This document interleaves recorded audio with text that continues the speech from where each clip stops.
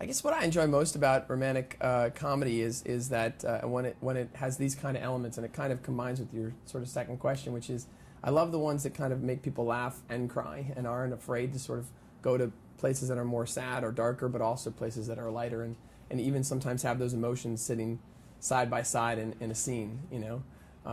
That's what I enjoy, is trying to capture that real. I think that's the closest to what real life sort of is, even if it's a little heightened and a little bit better than we remember it or imagine it. That's what I enjoy most about it.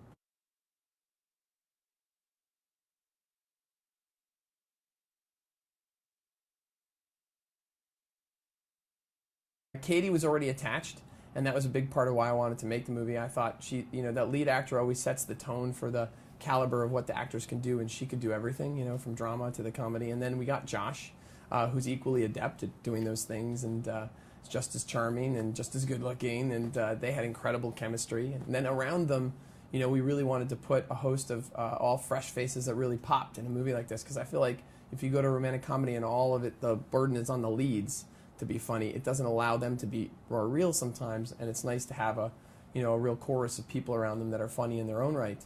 And we use the working title model a little bit for that, from some of the great British comedies that have come our way. And we got improv artists from all over the country that are really, really well known for that to play the neighbors and to play the CPS worker. And we got a great cast of characters.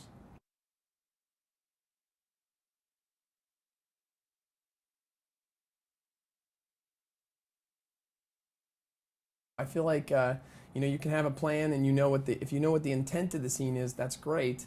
And the lines, you need to capture it once maybe, but it's always best if you've got an actor who's skilled at that, at creating in the moment, or even in rehearsal. With a lot of the actors, I rehearsed for the week or week and a half before, and just to get them in the mood so that when they were on the set, they would be able to sort of free flow and do those things. I think it's almost like having a group of musicians.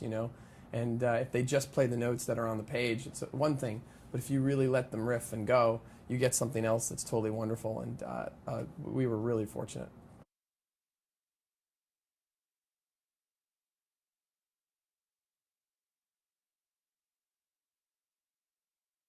Yes, triplets.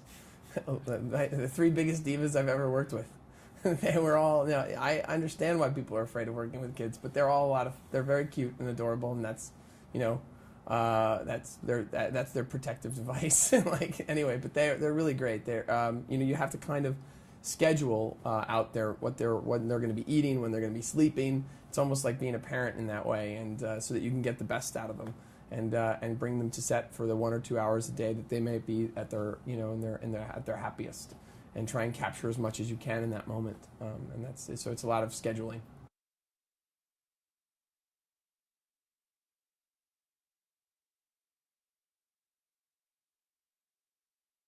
It was great. Atlanta. I think it was really terrific to have a city on film that isn't, especially because so much of this was taking place in a community, and you didn't want it to feel like one of the thousands of communities you've seen in Los Angeles and all the TV shows or all the other movies.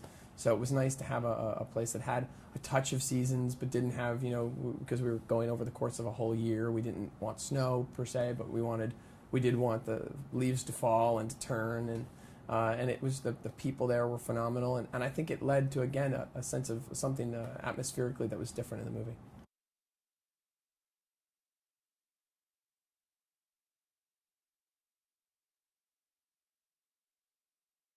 It starts with this awful blind date, which some of us have been on.